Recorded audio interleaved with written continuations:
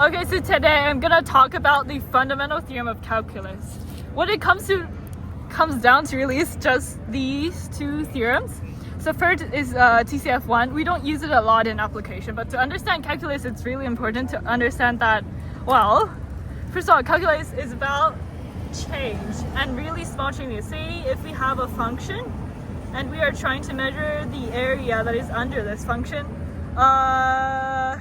we would use TCF1. And so say that the area under the function is g of x.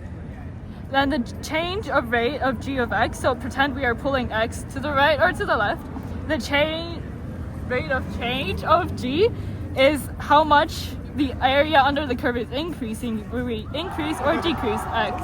So say we move x a little bit to the right, the area under the curve would go this way, so we move x and until you cover the entire thing.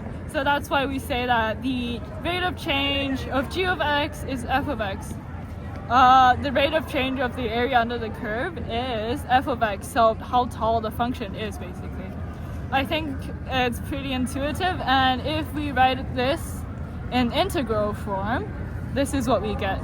If we say, so this just means that the area under the curve is the integral of the function. So yeah. Fun stuff. We don't use it a lot in application. I'm going too long. We don't use it a lot in application, mainly for proofs, and we do need the FTC1 to prove FTC2. So say we have a function like this, and this is the first area under the curve, this is second, let's call it a1 and a2. Say a1 is f from the integral from a to b of f, sorry, why am I going much? And this is from b to c of fc. We could add these two, sorry, this is change b to x, pardon me, I am not good. So this is the equivalent of cx, because here we are just flipping the boundaries around. So you had an area like this, we're just doing this, so we just add a minus sign here.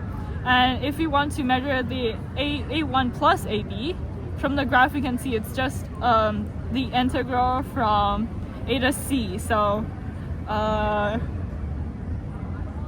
so we just add these two together, and it becomes this. Am I still in free? I feel like such a nerd right now. Anyways, yeah, basically if we make this area f of a and this entire area, oh wait,